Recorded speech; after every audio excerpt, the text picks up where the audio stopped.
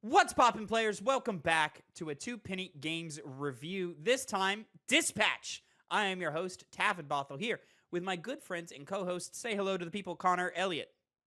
Hi, we are here for an amazing day. Don't you agree? I don't like to let the behind the scenes drama seep into the content, but God, you're pissing me off. You know, your existence is irritant. You know. Oh. Say hello to the people, Phil Shoemaker. Hello, people. Hello, people. I'm a little scared because we have some conflict going on. I'm playing around for the most part. For the most part. I don't even know what he's saying. So I think he's playing around. Motherfucker we'll find out, though. We got 5 fucking shows to record the next day, but motherfucker wants to go clubbing at 1 a.m., you know? Tavin has yet to tell you to fix your hair today, so got to do that. Sounds like it's perfect. I was kind of hoping he would do that himself, but then, he also hates how I hate it when he's not looking at the camera at the start of the show. You know, it just gives off a vibe that I just don't want this channel to have, and he just does it every show. Every show he does it, you know? I inject realism into it. That's my job. Anyways, ladies and gentlemen, we are here to review Dispatch from Adhoc Studios. This is a brand new title from a brand new studio. It's their first game. However, the team is filled with former Ubisoft developers and, of course, a lot of former Telltale developers, which, if you don't know, Telltale, long time ago, used to make a lot of games that were episodic in nature that you would play and make choices, and they were very narrative-based. There wasn't a lot of gameplay to them, most notably The Walking Dead, which is probably their biggest and most popular one, The Wolf Among Us, which is up there as well, and then my personal favorite was always Telltale's Tales from the Borderlands. That was always my personal favorite. They also did a Batman and a Game of Thrones. They did a lot of them. All right, they're allegedly still doing a Wolf Among Us too. We'll see. But of course, this is Dispatch, which is a superhero-based one, an original superhero one, where you play as Robert Robertson, who is a former superhero who then plays a dispatch caller. So he tells the superheroes where to go, and he is in charge of the Z Team, which is made up of former villains who have turncoat and are trying to be heroes now. And so there's a lot of hijinks and hilarity and crazy plot twists and stuff that comes from there. The game took place over 8 chapters that were released weekly, 2 at a time. So week 1, episodes 1 and 2, week 2, episodes 3 and 4, etc., etc. And we played it and finished it this last Wednesday when the final 2 episodes came out. And ladies and gentlemen, Dispatch is a great game. I enjoy these little episodic narrative-based choose your own adventure style video games quite a bit. I don't think they ever leave the grandest impact on me as a gamer, but as far as they go, this one's up there as one of the highest quality ones that you can get on the market. And I'm very, very, very happy with the final product that we have here. I do think that in terms of choices and difference in playthroughs, I think this one plays it a little too close to the vest. I think there's not a lot of grand differences that can be made outside of the last episode. And I think there's a couple of storylines that either A, go nowhere, or B, the devs very clearly want you to take that path over the other choices. So I think the narrative as a whole is sort of funneled around one particular correct path, and then the other paths are like, oh, these are cool. I took that path, and I think it was great, but I have heard on the internet that some people who took other paths feel like theirs were a little underbaked or didn't quite have the same level of narrative punch, which I wholeheartedly believe because it felt that way through my experience of playing the game.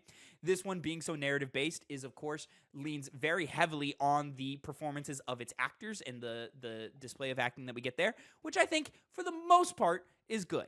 There's some key roles here and there that I'm like, oh, all right, you are a tertiary character for a reason, you know? And there's a selection of characters that I'm like, they are not delivering the best, but they don't really need to, and they're in and out so quick or just used for a gag every once in a while that I'm like, all right, it's fine that they are not the cream of the crop actors in this case. But the main ones, Aaron Paul, Laura Bailey, and Aaron Yvette.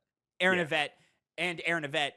I think all deliver fantastic performances. Very, very into them. And of course, Jeffrey Wright? Would you Jeffrey include him? Wright. And of course, Jeffrey Yes. Wright delivers a fantastic performance. One that's a little different from ones that I'm used to from him. So I'm very excited that he got to play around a little bit and do something different this time. Yeah, Dispatch, I think, is a solid game. I think it's well priced, and I think it's just a good time to like spend a week running through and playing and making your choices and just enjoying yourself. I'm very, very happy with this game.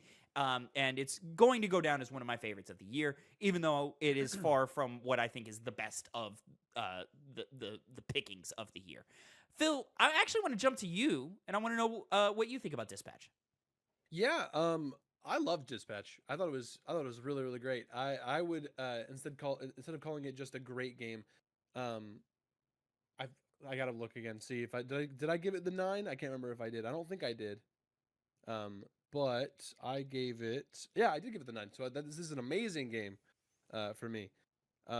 I thoroughly enjoyed all the performances that we got, that Tavin has mentioned, that we got from Aaron Paul, Laura Bailey, Aaron Yvette, Jeffrey Wright, and also I couldn't disagree with Tavin more.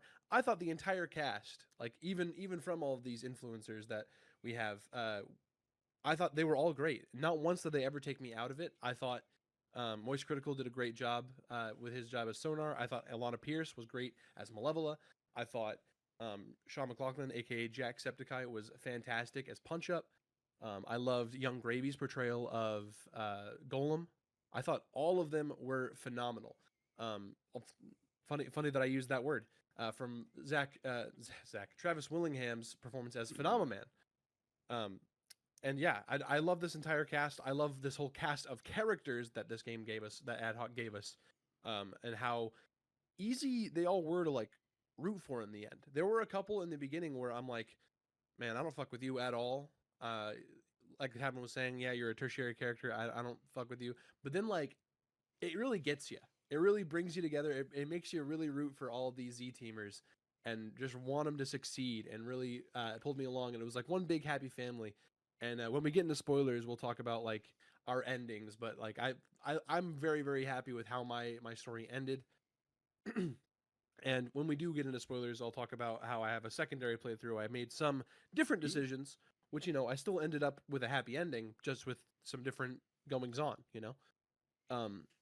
But I thought Adhoc did a fucking bang up job here. It was a fucking great job with Dispatch. Initially, I was very, very skeptical of the episodic release format that they were going for, which, you know, they're no strangers to doing that.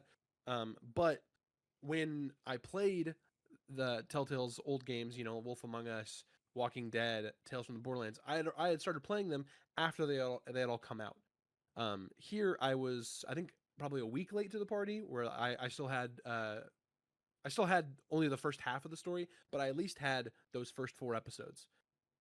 And when that last episode happened, I was like, fuck, I want more. I need more of this fucking game. And then so I was very like chomping at the bit, waiting for the next episodes to release. And I'm very, very happy with where we ended up. And I just really want to talk about the actual dispatching and how much fun that actually was. And how initially going into this, I was like, yeah, you know, this will be more of like a TV show watching experience, but like the gameplay is there.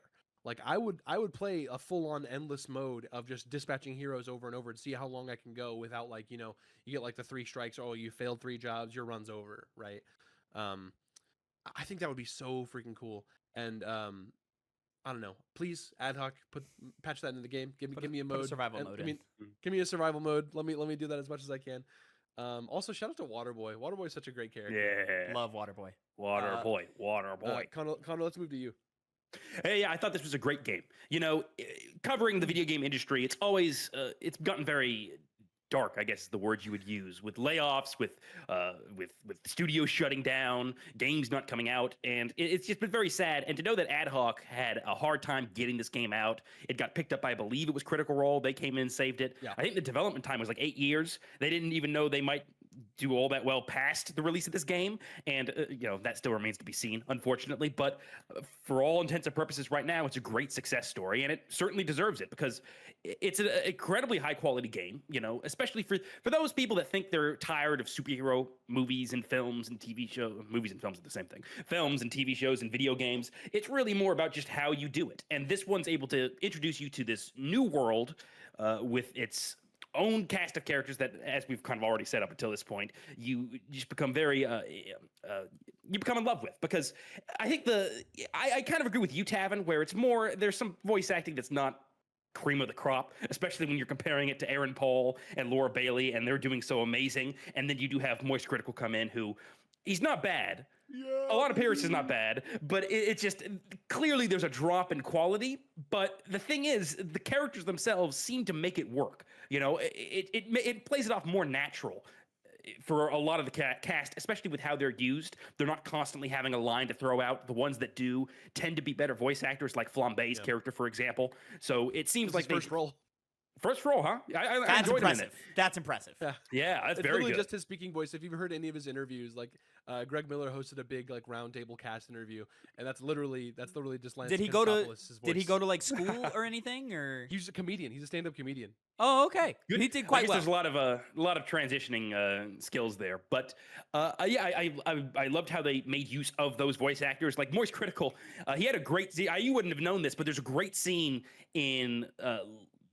There's a great scene with him where he kind of has a very, very small moment of a heart-to-heart with Robert, the main character, and he does a great job in that moment. Like, they were able to get some good performance out from him, and kind of the fact that they are media personalities as it is made them be, bring a lot of life to the role that someone else might not have been able to do, being on the same level of voice acting, which, again, I wouldn't say is bad at all. The gameplay, I really enjoyed the flow of dispatching heroes, making sure that you had the right ones in, locked and loaded, ready to go when a mission might come up, and then those moments when you would send somebody out thinking they're right for the job, and then another call will come in, and then that's the one you should have sent them on, and now you have to make do with characters that might not have as great of a skill to actually succeed in the mission. My only main issue with it is I was looking for more depth. It's one of the reasons I made a decision with a story decision, because there was only really one character that I played with that had depth to their basically how they functioned. Everybody else, it was kind of just, you send them off to a job, maybe you'll have an issue and it could be saved by their specific skills, maybe not, and they could still, have enough high of a ranking on let's say mobility to pass the skill check.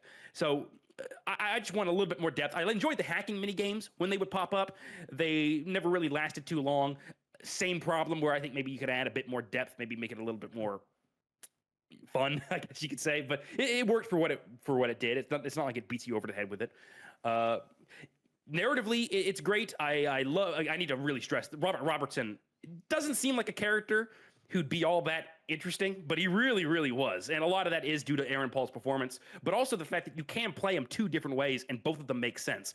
Of the guy who's a good hero, and he's trying to use himself and his own experiences as a way to guide these other burgeoning heroes. But you can also kind of write him, and it makes sense with him being, a superhero, but maybe he doesn't have the best mindset for it. He doesn't have the superhero mindset. Shoulder, Yeah, exactly. He's gotten a little bitter over the years. Exactly. And the fact that you can take either one of these paths and they both work really well is what these games are all about. You're supposed to make a narrative you believe in and you become invested in. And if you just make one decision that can kind of off-rail that, it really sours the whole experience. And maybe that's one of the blessings of not having a lot of differences in the way your game is structured, your story is structured, though at the same time I would want a little bit more from that, especially because those moments where you're doing action stuff, scrolling the mouse to make Robert in his mech jump out the way of some attack or whatever, those moments didn't really happen all that much, and I felt that, I think I remember with the first episode of the first season of The Walking Dead, it seemed to me like you could just have characters die because you didn't perform well in those kinds of, live action scenarios, or at least you can get a game over. And I think that this game would benefit from something like that, because I really was just, when I was scrolling with my mouse to, again, do the actions in some given cutscene, just kind of wished I didn't put them on in the first place, since it didn't really enhance my experience much at all. Yeah, and I feel like that's what Telltale was able to do. That element of their games, they kind of made you feel like you're playing a video game more than watching a show. They strike that balance of watching a show / movie and playing a video game. This one, I think, leans too far into watching a movie / video a TV show rather than being a video game. Though it does still perform well in those. I think a big part of that is it. Off. Oh yeah, I think a big part of that is that it just hangs its hat on its gameplay sequences so much heavier with the dispatching, which I agree. I was surprised how fun the dispatch sequences are and how much of a game it is. It's not like very impactful to your experience. I do wish that like failing at if you were I wish failing at being a dispatcher had effect on the narrative. It doesn't. Like you can fail every single call and nothing changes. And that being said, there's a change to how there is a change. There is. There is one change that'll happen, and it's kind of like a this or that will happen for one specific character, and we'll get into that. Okay. Spoiler. Yeah, we can get into that a little later. But yeah, I like for the most part, it's like, all right, we're just kind of doing it and doing what we have to do here. Well, that's what I was thinking Phil was talking about, because if you would fail certain missions, wouldn't other more calls pop up because they would be related to, like, for example, there was one that I had to shut down these drones that were running wild. I failed it, and then other ones seemed to pop up that didn't pop up later. There are sub-narratives within the dispatch mini-game that react to your performance, yes. But when you leave dispatch and talk to... narrative. Yeah, when you talk to your people, it doesn't matter, like, no, it does not at all. There's never a point where Flambe goes, man, get me off the bench, you haven't used me once, like I'm fiending for action or anything like that. Or there's never a moment where like Waterboy goes, man, I failed 3 calls in a row, I don't want to do this anymore, and you have to like get him on board with that. Like nothing like that happens. And granted, you could argue there's not enough time for that, there's only 8 episodes, but I would have liked if each episode was a little longer. It's 45 minutes a piece ish, and they could have easily probably gone for 90 minutes a piece, and I would have been very, very happy with that. But I understand budgets are a thing, quality is a thing. Like you don't want to overstay. It's better to leave me wanting more than for me going, hey, get out of here. You've overstayed your welcome. Connor, I kind of disagree with you. I don't really like that mini hacking game at all. I'm mid on it. I think we've seen better versions of this in a lot of games, and for like games that have been around for a while. Like I think the Sly Cooper games do hacking mini games better than this, and that was 20 years ago. And just as simple. And there are some portions of the hacking mini game that I don't understand how they mechanically work. Like the one where like the overall like city grid lays out and they give you the wavelength thing. Like I couldn't find the logic behind where me moving on the map changed the wavelength. I just found myself going over every individual spot until I found it. Like it was like up and down change the length of the waveform, or we'll flip it, and then left and right will either extend it or bring it together. That's what it should be, Phil, and that's what it normally is when we see these. But I found that it was inconsistent in those rules every time it came up. Like I found that sometimes it was more about, I get it's where you are on the map, but it seemed like sometimes channels would open up and they'd break the mold of just being a large flat surface of spaces to go on to change the frequency. Like it seemed like there were routes you would have to take in some of those mini games rather than just, I don't know. Like I feel like sometimes I would like when I was going on that, because it obviously a large graph opens up and you just kind of have full access to that graph trying to find out where those wavelengths are. I feel like sometimes it would go off to the side and like almost go off in a different path. Like, and that's where the frequency would be. Well, it wouldn't be just a straight flat line. There's 2 layers to it where like you find where the wider like frequency is coming from, and then it'll zoom in for a more like fine-tuned thing. I think that's where you're thinking. Yeah, maybe that's where the issue was then. Yeah, maybe sometimes I just failed because I did have some issue with what you're saying, Tavin, where the like when it was just trying to find out the wavelength, which I guess is just the way the minigame's supposed to work, and I just didn't get it. I would very find I have a hard time knowing where the sweet spot was. It just felt like my proximity to the correct spot was the only thing that would change it, which like I understand like that is how that should work, but like it should I should be able to detect like a hot and cold area and be able to narrow it down. Sometimes it was just, oh, I missed that spot in the corner because the wavelength reacted a certain way, and so I didn't go over there. So I went somewhere else and searched around and like never found it and came back to this corner later. I never failed it, but it was just a moment of like, what the fuck am I doing here? Like, what is the thing? Right. I also think the points where you have to like avoid the red drone thing it was a trick that was used a little too much. I thought the red drones were too aggressive for the level of challenge that this game asks the player for. I felt that those moments were too challenging sometimes, and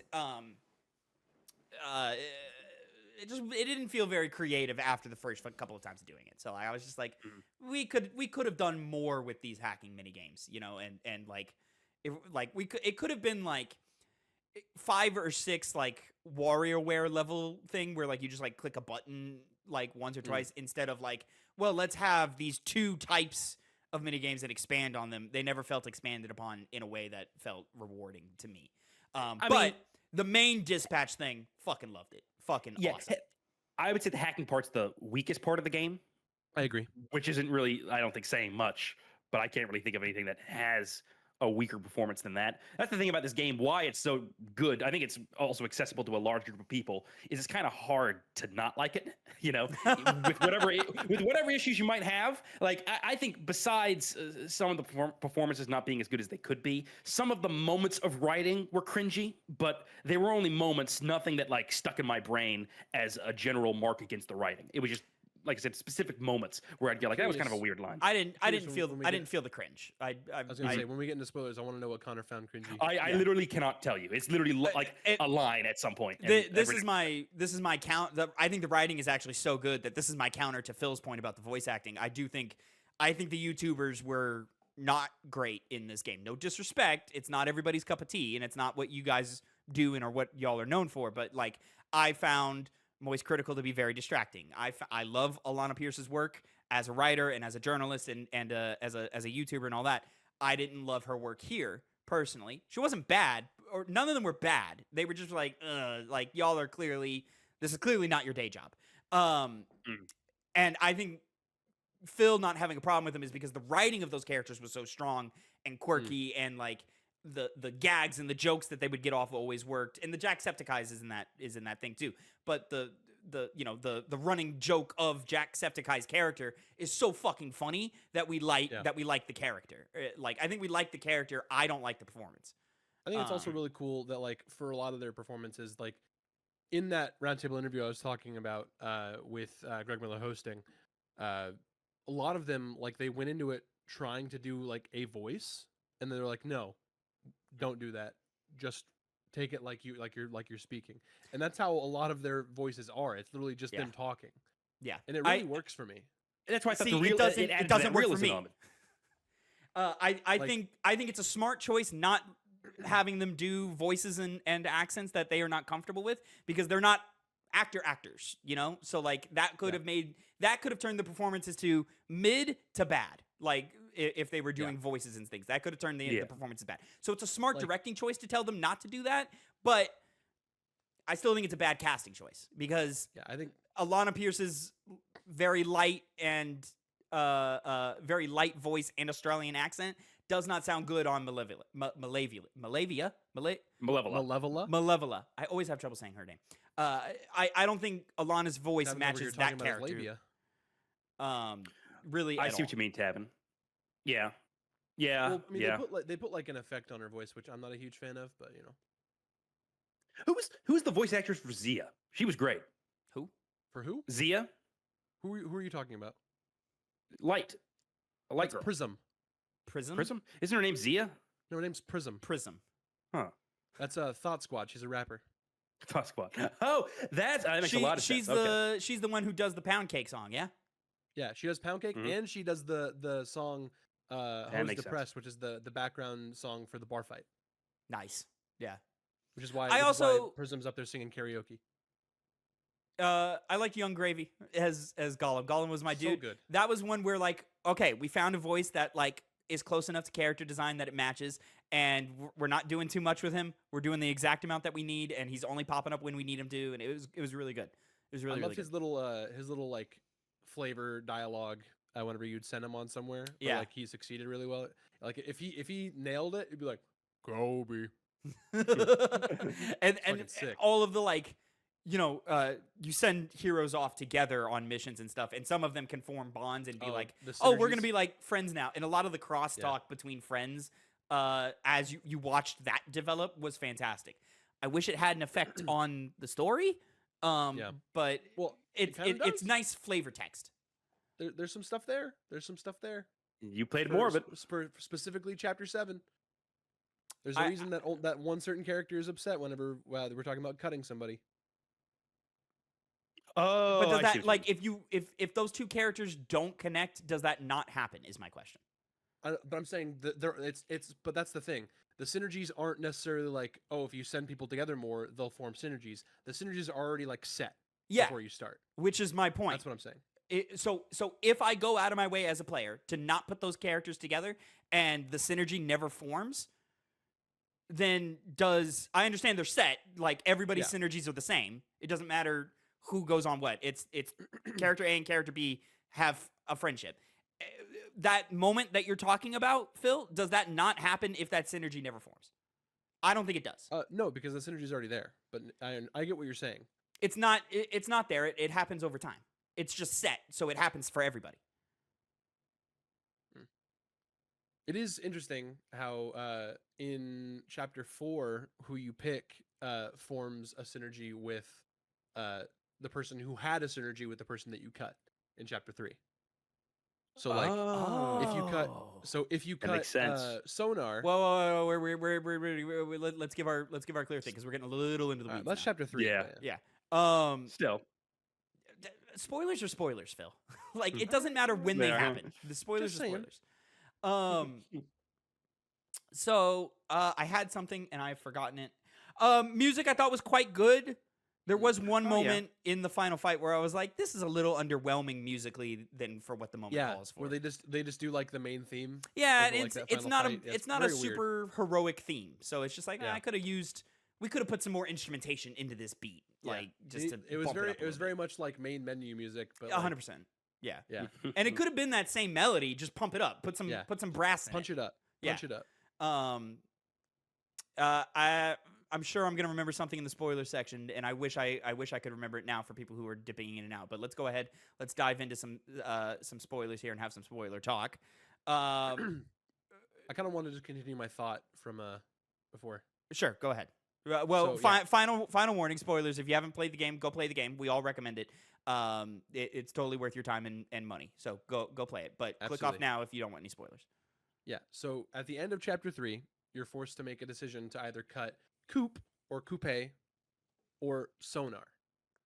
And so, as we mentioned, the synergy thing, right? So if you cut Sonar, him and Malevola have a synergy together. They're best buds. So then Malevola is really mad at you, and they do the thing in chapter 4 where like you get like the office prank, right? And like if you cut Sonar, it's the bat noises. If you cut Coupe, she like leaves a bunch of like porn viruses and pop-ups It's on just you. Coop. Her name is Coupe, but they call her Coupe. Yes, So then her name is Coop. I understand. both their names, really. They say both the names. But anyway, if you add on, if you cut Coop, then Punch Up's mad at you because they used to date. They're homies. Oh, I didn't know that. And That's fun. so, yeah, if you cut, so then and at the end of chapter 4, you have a choice of adding to the team to replace either Coop or Sonar. You get Waterboy or Phenomenon, right? And so you add on Waterboy, and either Punch Up or Malevola will start to form a synergy. They'll start to become best buds. And it's really funny. In my secondary playthrough, where I did end up romancing instead of Blonde Blazer, we all chose Invisigal, yeah. That is as most players did. It's consistent. We all chose Invisigal. We all got the brightest, happiest ending with it. Yeah. The only real difference that any of us made is, and Connor, not to steal your thunder, but the only real difference is me and Phil cut Sonar, Connor cut Coop. Yeah. So if you add Phenomenon, which is what I did in my Blonde Blazer playthrough, him and if you cut Coop and then him and Phenomenon, Punch Up and Phenomenon, their buds, they have flavor dialogue that when you send them out together, they talk about playing Magic the Gathering together. Like they do? Yeah, they play MTG. And so in one of their things, you'll send Punch Up and Phenomenon, and then Phenomenon's like, I've constructed a new blue-black deck for you, or for us to try out, or something like that. And then and then in that in chapter 7, in that big conference room thing where you're deciding whether to cut Invisigal or not, if you have Phenomenon there, Phenomenon's like, I feel I don't have a vote as I'm not a person. I just thought we were all coming in here to play Magic the Gathering. and I still hope we might. The funny thing about, like, obviously we all chose Waterboy. Phenomenon Man is a great, like, about as great as Waterboy is, including on the team. I've seen clips, I've seen bits. At first I was thinking to myself, I want to go back and see what the romance is with Blonde Blazer. I more so want to see what it's like with how that on works the team. with Phenomenon, yeah. Especially because I only put him and Punch Up together once, and they were just like, well, I usually don't date someone as small as you, but or go out with someone as small as you, or I make an exception. Something like that. But they talk about Magic the Gathering? Damn. Yeah, they do. I missed Pretty great. Well, that I don't think so, because you picked Waterboy. Yeah, no. You didn't have Phenomenon. You couldn't get the in that last scene where you add Phenomenon, you don't get the synergy after that because he was already synergized with Waterboy. Yeah. I guess because you obviously get to use Phenomenon Man at the final episode. That's the only time I actually had them interact. So I guess can synergize with multiple characters, right? Yeah, I think so. Can't they? I swore I had Gollum synergized with more than just Invisigal, but I could have been wrong. He only synergizes with Invisigal. No, it's possible. Oh, he only does. Okay. No, because I think if you cut her, I don't think he synergizes with anybody else. But I kind of let's just roll through like all the big choices, real quick. So did we go for the kiss for Blonde Blazer in chapter 1? No, I did. Ashley also went for it. A lot of signals there. I knew it was a mixed signal, but I thought Robert as a character was going to fall for it. So I was like, all right, he's going to fall for it. Most people would have fallen for it. I did not go for it. In chapter 2, did we try to go on the date with Blonde Blazer and Phenomenon Man? No. She's most people did not do a big that. choice? Not really. The only thing that changes is like, I think you get a little less close to Blonde Blazer if you're trying to romance her instead of Invisigal. And you don't actually get to go to dinner with them. It's like, hey, we can't actually change the reservation or whatever. It's like a whole. They talked their way out of it. Yeah, yeah. So chapter 3. That's the cut. Yeah. Okay. Yeah, we talked about that. Yeah, we all. I believe me and Tavin on our main playthroughs, we cut Sonar. Connor cut Coop. Which since you played this twice, Phil, you only did Sonar with Sonar cut, and I only did it with Coop cut. Who makes the most sense? Like, is there a pick, or is it both are reasonable at the end of the day? Both are reasonable, yeah. Because like the one thing it changes is like big for the final chapter. Yeah. Who has the cooler fight scene? Honestly, I prefer the Sonar fight scene. I do as well, or I think I do as well. I watched Connor's last like hour, but he was already past that part. And so I can't imagine Coop being as threatening or scary or intense as Sonar is in that moment. Oh, I mean, the intensity and the scariness is there because she's a former assassin and like her upgrades are fucking cool, and it's not as comical of an ending as like Robert going over there and just pushing the button on his collar. That's funny. See, the thing is with Coop, when I only saw the cut scene, and Sonar, I felt really bad because it's like, I'm being cut, but and it's that kind of reaction that makes you sympathetic for him, even when he kind of threatens you at the end. Coop, it's just like, she's like, well, I clapped for Invisigirl. It's like, yeah, you did that. That's nice of you. He's like, I only did that because I thought she was getting cut. Yeah, and then when you like, no, you're getting fired. All she does is like mean mug you, look at you, throw a knife on the counter, break the window, and looking at you the entire time. And it's like, I think she's gonna try and kill me later. While the other one's like, with Sonar, it's just like, well, I'm gonna get you back for this. It's far less threatening. Watch your back, Robertson. Oh, I felt the threat, but maybe in comparison, it's a difference. And I imagine when you get to the actual like they undercut the threat from Sonar because like he's the big bat form, but he can't get the door unlocked. It's very small. Weird moment for Robert to like take a trophy in that moment, like with either Yeah. the tie or Yeah. I guess he takes one of Coop's knives. It's the knife I- that she throws in. Well, Coop. So Sonar will take his tie off and slam it on the table. And Tie. So Oh, that, okay. so yeah, you hang that up on your desk as like a little memento. Weird. But the other way around, if you cut Coop, she throws a knife into the table and you put that in your little mug. And I guess this is relevant because it was a criticism I really only had when it happened, that cut. It seemed very forced for drama. I liked how it ended up being they're the big bad that you have to contend with in the final mission. Yeah. But in the context of it, there's no like external force pressuring them to make somebody quit. It's more just like Blonde Blazer decides, yeah, I think I'm going to cut somebody. Yeah. But it's also about them trying to reform these people. Yeah. And you just started getting in charge of this team. They were doing fine. It's not like they were doing absolutely dog shit. And they even mentioned how you did better than other people had before. It just didn't Yeah. make any sense they would decide to do that. And so it was very heavy-handed. It The should only be- heavy-handed part of the entire plot, I would think say. some of the romance stuff is a little heavy-handed, but like I think it's fun, so it works. But I agree with you. This is the narratively the weakest moment. It should be reactionary to how you're performing in the game. Is how Yeah. it should, Yeah. is there should be a threshold, and if your team does not meet that threshold, and they should make that threshold unreasonably high, possible to meet, but unreasonably high, so that like 80% of or like 90% of players on their first time through are not making it. Yeah. But like Well, with game knowledge later, you can come back and do it better. You know, It kind of feels like they made that choice in reverse, right? Because like you're saying, it should be contextual as to how your team's performing, right? And because they know that they're getting cut in chapter 3, they all like start sabotaging each other and like fucking up your dispatches and stuff, right? Yeah. So it's almost like, oh, your team fucked up in chapter 3. Now at the end of chapter 3, we got to cut somebody. But it's the other way around where like we were already going to cut one of you. And now because of that, they just don't want to be on the bottom. So they start sabotaging each other to be at the bottom, right?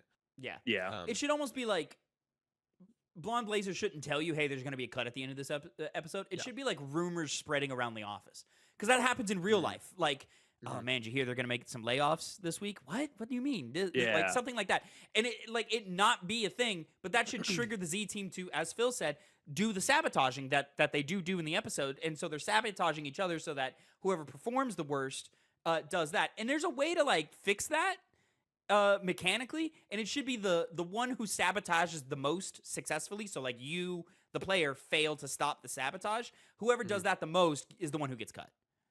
That's what I thought it was going to do too. Because until it's they like, just hey kinda man, were, you're like, fucking binary. everybody up. We're trying to save lives here. You are a liability. You need to go. Like that should be what that is. Like even if the player doesn't know that that's the mechanic that it does, the mechanic should still be there because then it adds Yeah. some narrative weight and it makes it feel like the dispatch moments matter. Also, last thing I'll input about that scene, just real quick. Robert Robertson, from his character, mainly how I wrote him, but I think that's how most people obviously went from based off the decisions, was that it seems like he would argue for, like, hey, let's keep these people around, let's try and do something, especially because it's the same episode where he does the inspirational speech. It is really, I'm He does really just several surprised. inspirational speeches, but I see what you're saying. Yeah, it's like the first one where it's like, hey, you guys need to shape up, you guys can change who you are for the better. And it's like, I think that after that is when they stop sabotaging each other. Because isn't it Yeah. they sabotage, they get Yeah. the meeting, and then they stop? Yeah, Your, so it just- your second it's- shift runs smooth. Yeah. Yeah. Just the character should have argued for them, and it just adds to the issue of being heavy-handed. Yeah. Just Yeah, a little it cherry on runs top. it runs smooth that second shift, except for like towards the end, if you try to send in Visigal on missions, she's Yeah, like, she no, runs fuck you, off. I'm Yeah, not gonna yeah. go. Uh-huh. We talked a little bit about romance. I do want to get to chapter 4 real quick because I assume we all went on in my main playthrough. I went to the movie date with Invisigal. Yeah. I assume that's what you guys did as well. Yes. But in my Blonde Blazer playthrough, I went with dinner with Blazer, and because in that Blonde Blazer playthrough where I knew I was gonna pursue Blazer, I still didn't kiss her on the billboard, and because I didn't, I unlocked like a secret like a different version of this scene where you can kiss Blonde Blazer on the date whenever like you're about to go eat dinner. But because I didn't kiss her on the billboard, after the like kiss is like really, really passionate, you pull away and she says, "Finally." That's good. Yeah. That's funny. That's good. I like that. So And very, very nice. I want to add a note, something that Connor was saying about Robert in his writing. I think they do a good job of setting him up as, hey, this is kind of like a washed up hero who's going a little bitter and he's angry at the world and he's seeking revenge and all these things. So like there's a chance of him to kind of go down a dark road a little bit. But I think I think the way they write him, it's only internal where the darkness comes from. So at any point where it involves somebody else, he switches to classic, hey man, you got to do the right thing. And I don't think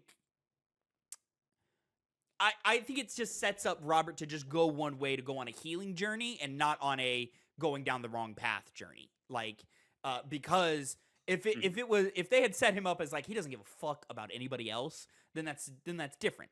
Or if he doesn't care about anybody else, then that's different. But he so clearly cares right off the jump about other people, and it's just he's got his own personal demons that he's dealing with, that like I don't see another, to me, there's not another legitimate path to go down for Robert that like feels authentic to the character. So like it's one of those things of like, this narrative feels very limited, but I think the beauty of these types of games is it's like a coloring book. We all see the same image and we all have the same image, but we get to color it in our own specific way. So it's all the same picture, but like I got blues where Phil has reds, and it's like, oh, well, that's my playthrough. That's my run through, which is kind of why like I don't think these games are super replayable. Like I think they're very, very boring on a replay, because like just seeing alternate versions of the same picture isn't as interesting as that first time you colored it. Yeah, I would agree with you there.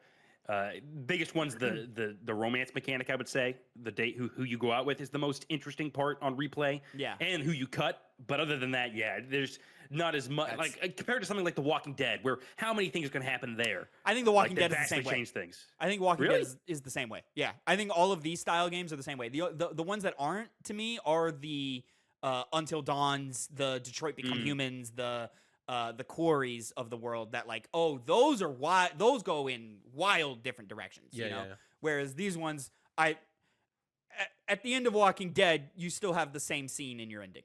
Like it's like it just comes down to that final choice that you make, right? The end of Tales from the Borderlands, you still end up at the same spot at the end of the game, you know? Yeah. Not the interaction with the guy who's been following you. That's like the big thing in The Walking Dead, of all your other decisions mattering in that final moment outside of just the moment they happen. Because he's the guy you steal from.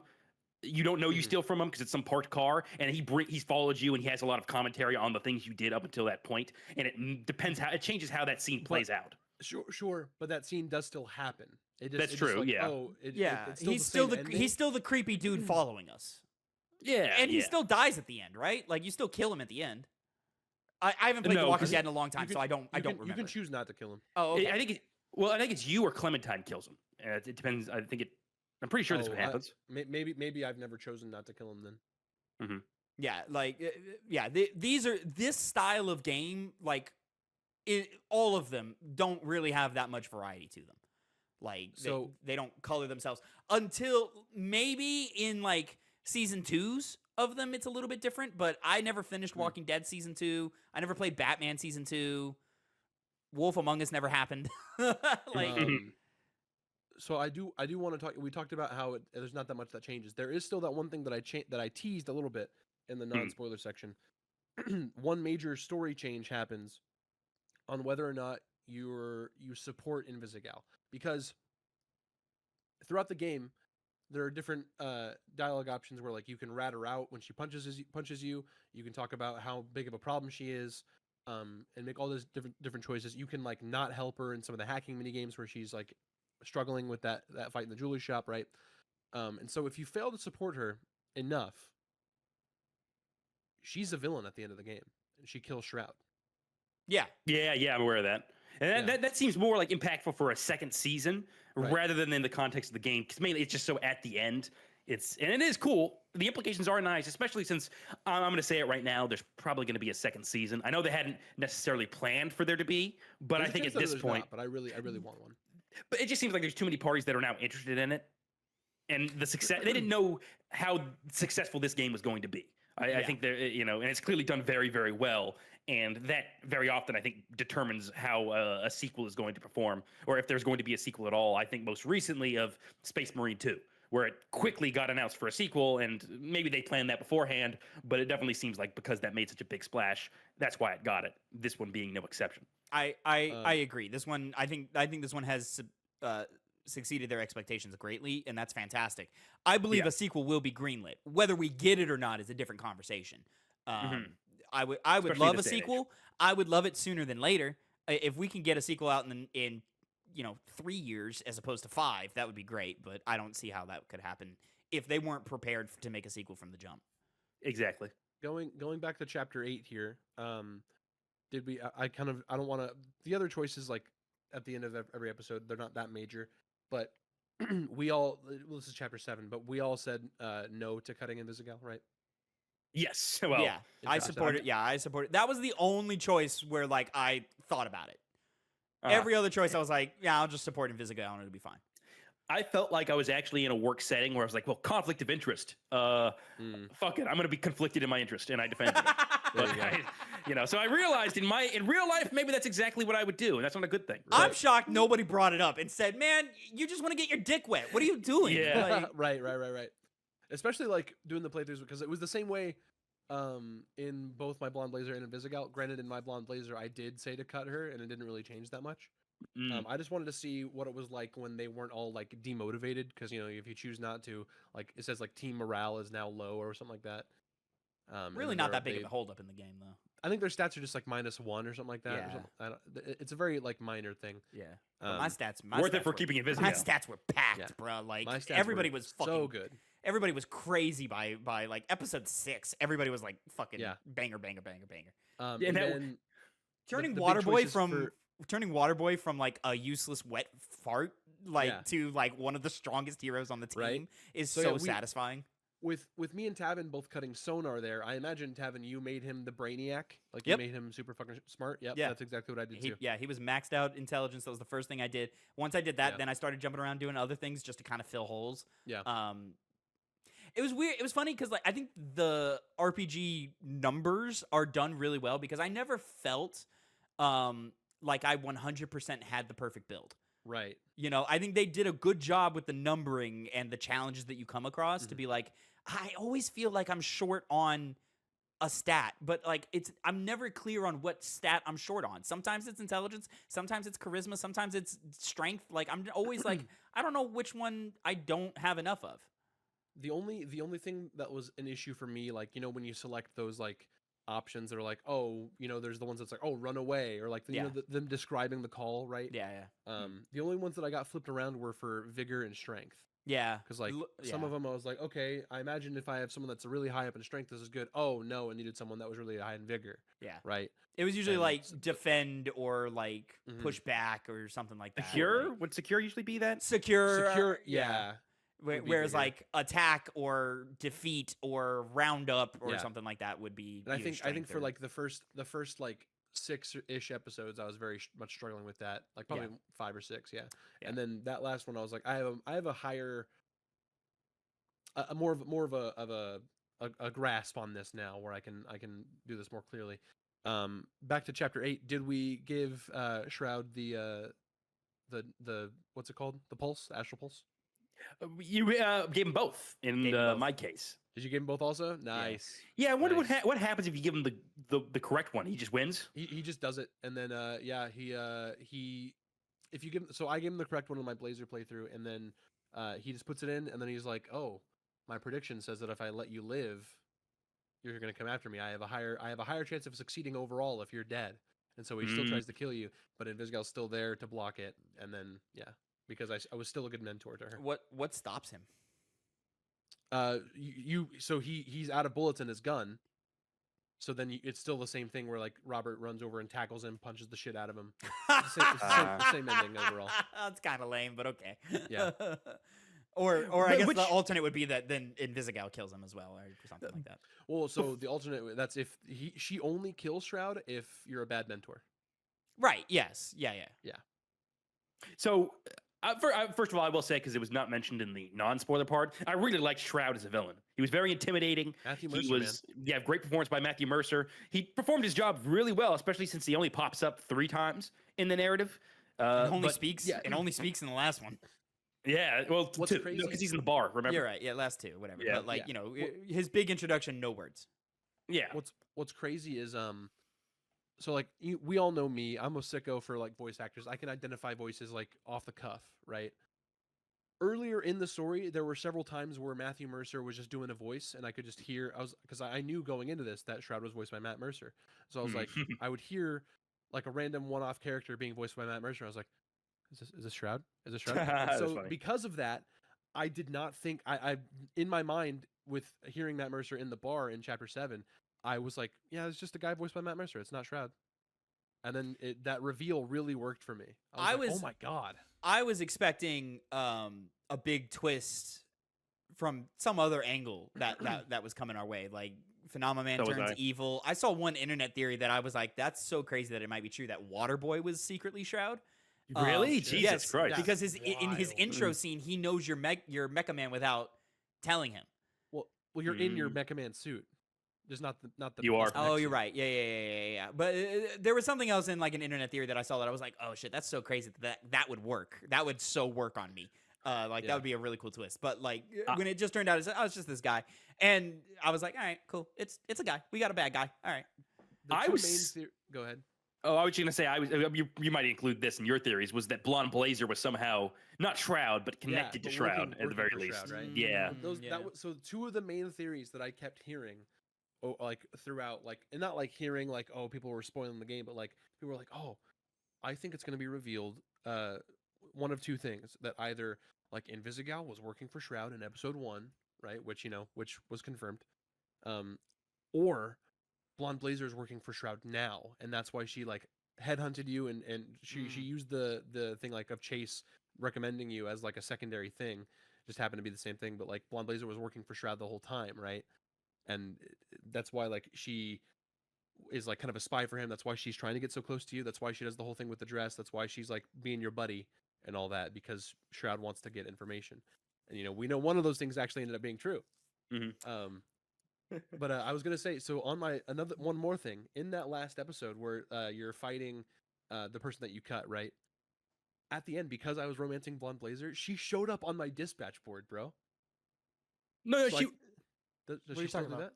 Yeah, she shows up anyway. She does that no Oh, matter really? Yeah. No, she didn't. She didn't do that for me when I had Invisigal.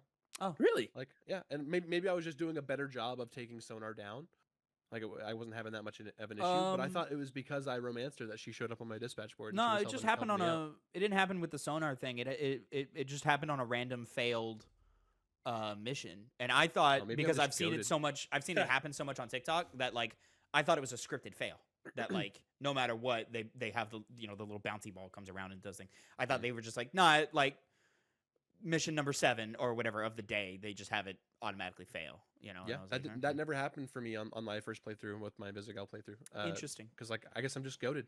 I had Blonde Blazer and Well, Phenomenon join my roster. Yeah, no, Phone Man. Yo, the Phone-Man's city already a was thing, yeah. the city was fucking safe, bro. Like I Protected. was, I think I It's failed. also dope because like if she hovers over you, she has that big aura around her, so she Yeah. feels your injured Yeah. heroes. yeah. Fucking sick. I did like all the and all the little like bonus like things that you get from different heroes Abilities? and so forth. Dude, this would be a great like RNG survival mini game thing that you could just play endlessly or whatever, and like you just get random heroes that have random abilities and Yeah, bring in the And- tutorial heroes. develop Yeah.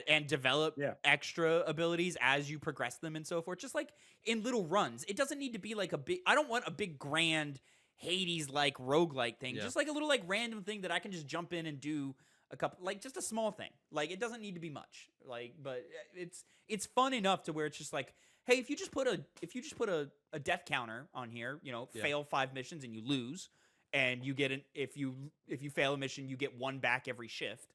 Then Yeah. that's all I need, and just go and rotate that, and then just recycle all of the abilities. Connor, you may know this, but Tavin I don't think does. But those tutorial heroes, they're all voiced by Critical Role guys. When you're Critical Role voicing it, it makes sense. You got Yeah. Ashley Johnson, she was Brain Book. You got Yep, Smooth yep, Talker was Sam Riegel. You got Marisha Ray was Brickhouse. Oh, I didn't know that. Yep. Pom Pom. I couldn't. Oh, that makes so much place- sense, I actually. couldn't Yeah. place. I couldn't place Pom Pom or Equilibrium, but yeah, Mhm. of course Travis Willingham being Yeah. Phenomenon and all that. Very obvious. The Yang's all here. You guys don't know this, but his abilities, you might, because like if you fail a mission with Phenomenon, he gets really depressed. Mhm. So Yeah. he has to recover for 45 seconds. Fucking takes forever, dude. Yeah. Very, very funny. And then his secondary ability is like if you send him with somebody, they also have a very short cooldown time or something like that. Oh, Very, very really? cool. The tension of Invisigal betraying you kind of didn't ever work for me. Like that felt a little, especially it would work sometimes, but not all the time. So like the one where Shroud comes in and goes, she has it. Clearly, she's played both of us. Like then, like that one worked. She's fucking us both. Right. And then what was the one after that? Was it the With Royd catching her or what? No, well, it was something else that made me go, "Oh, you're like," I think it was because it was the lying about getting the pulse, which like I was like, "Damn, she did that," but I also in my head I went, "I'm sure she had a reason," so like that's fine. Right. It was the next one where it was like, "Oh, she was there the night that Mecha Man got blown up and she planted the bomb." That was the one that I was like, "Oh shit." But then they try to do it a third time, and I understand rule of threes and everything. But when Shroud was like, and that's why I planted her on your team, I was like, I don't fucking care. Like I'm at this point, I am certain that she is with me. Like, they do the her revealing and Shroud talking about how she's fucking us both. That happened. You did that out of order, where she reveals that first, and then you meet Shroud in the bar. But yeah, that is what happened. well, then what do they talk about? Because she has the line of "I fucked your life up," and it's not the reveal that she was there that night. Oh no, it was. Yes, it was. It was. Yeah, You're right. Because I remember you first go in there and you're trying to console her, and then she's just like, yeah. Okay. All right. Well, in that order, still, it's like that actually makes more sense because the pulse is a bigger lie. Because we've known each other at this point, so like you shouldn't have done that. But like, in the back of my head, I always went, I'm sure she had a reason. Like the first one, it was man, that's fucked up, but we didn't know each other, and you were still a villain, so like I can forgive that. The second one was I love that line that he says where it's like it doesn't change the fact that you did it against me. Like that doesn't change anything for me. You know, where if you do the bit about I think it's like if you just select I forgive you, and that I said I don't know how to feel. Yeah. But if you just say I forgive you, it's like, yeah, you were a villain. You did villain shit when you're a villain. The fact that you did it against me doesn't change anything. Okay. Yeah. I selected the I forgive you bit. So yeah, I just didn't remember that specific line. Good way to respond. Yeah, I think it's that's how I felt in the moment. I was like, okay, yeah, you were a bad guy, you did bad shit. We didn't know each other that night. So like what does it matter? Oh, that's why she was saying all the stuff with him and Flambe. That makes sense. It was kind of in a way. Because remember how there was the whole thing of to try to soften it for you. Yeah. Because remember with Flambe Tavin, he cut off his fingers back when he was Mecha Man and fought him as Flambe, and she's the one who's like, hey, you shouldn't. You guys are in a new situation now. You should be forthcoming about your own past with him. That's her amping herself up. Lies to you. That's crazy. That's good stuff. But no, it's how fucking great was the I'm a bitch. My name's fucking banger, bro. My name is Robert. Oh my god, that was a great. I laughed my ass off on that. That whole crew getting to know each other and relating. Love that. That's why chapter 5 is my favorite chapter of the entire story. That is my favorite one. Bar fights are great. So good. Like the character work that's done in that chapter is so good. Like I assume we all told Z Team that we're Phenomenon there. Yeah, not Phenomenon. That we're Mecha Man. Yeah. That's one that doesn't really. I mean, I guess like Flambe is just mad at you at the end of the game, but like that's a choice that didn't have as much impact as it should have. So Ashley didn't tell them. Yeah. She didn't tell them, and then so Flambe never tries to attack you or anything. Yeah. You kind of like share like a quick look with Invisigal, just because you don't say anything. But then they do the whole thing where it's like, oh, I'm Courtney, and they all say all their names. But Flambe shows up late to your party in the next chapter. But it's not like to punch you in the face. He does like the shitty like 90s what's up, and then everyone's so down because Chase is actually the one that reveals that you're Mecha Man to everybody in the party, instead of you. And so everyone's like, wait, what? He's Mecha Man? But it's just it's a very dour mood in the party. And then he walks in and does the what's up, and he's like, what? It's from that commercial in the 90s. What's up? See, but like that's the thing is like the consequences for choosing to keep your identity secret are just like a quick scene where everybody's just kind of bummed out for a little bit. It's like, oh, you killed the vibe, but like it didn't change the relationship. It just killed the vibe. So like I would argue that what killed the vibe more was Invisigal punching an old person. No, Sure, yes, probably yeah, did it, but like, you know, it was just like a thing of like, all right, well, who fucking. Who God, cares? So how that fucking- choice, how fucking that good. choice that felt like it meant something meant nothing. Is my thing. That's true. I get what you mean. Yeah, that's still that's warmed one of my the things I heart. hope they. It did. It's a matter of if they do a second season. I hope they kind of delve further into how your choices affect Yeah. the plot, and maybe now that they got a lot of money and a lot of attention on them, they'll be able to be a bit more fluid with those kinds of decisions. Oh, can we talk real quick about the ending of chapter 6 with "Keep Up," and the beginning Yeah, Fucking of chapter hell, man. 7 with the flashback, and he goes "Keep Up." Yeah, it's so yeah, that good. was so good. It's So just the narrative just really hits super well. They did a great really job with does. this game. Also, by the way, Tavin, if you didn't know, Flambe's name is Chad. Don't know what you can do with His that. name is but- Chad. Yeah. He says his name is Chad. Didn't know that. All Kinda right, cool. He's underwhelming Chad. name, you would think. Such Yeah, a but- weird name for such a. He's Hispanic. Why is he Chad? He's not Hispanic. He's Is he, Arabic. what is he? He's Arabic. Why is he Chad? Yeah, it's same point. Yeah, but beats me. I mean, but it was funny. They have a river named Chad in that area. There's a country nearby named Chad. That's Not in the also Middle true. East, but Did you throw at the beginning of the game? Did you throw the pint of beer on him, or did you throw the water on him? Oh no, I threw water on him. He was missing a tooth. I also threw. I'm water so on happy I him. did alcohol. You did alcohol. Yeah, he loses eyebrows. That's It's fucking funny. funny. Yep. Yeah. And far a superior outcome than losing one of your teeth, I would say. Well, no, because eyebrows grow back. He's fucking permanently without a tooth now. No, I meant sorry, I meant eyebrows are worse than losing a tooth. Yeah. For some reason, I thought that like throwing alcohol on him was gonna. Obviously, the fire does get crazy, but I thought it was gonna be like you burn down the bar or something like that, and I didn't want that. So I was like, let me just cool him off. It was funny because if you do throw the alcohol on him, he he loses his eyebrows, and like I thought he said his skin didn't burn or whatever. And then Coop's like, sometimes people are too stupid to realize that they're too scared and stupid to realize that something's not hurting them until they realize it, and then she says something like that, and it's like babies or something like that. Yeah. She does a dark joke. Yeah. I liked Coop. I was sad when I had to cut her. I didn't really feel anything for Coop, like, which is why Right. like she's probably like the most cut member of the team, just because there's not a just lot because there most to critical. chew on. Yeah. But statistically, I liked her better than Sonar, so I kept her. Yeah, I thought she was more valuable, and then like it was really before I had really wrapped my head around how Sonar's gimmick worked.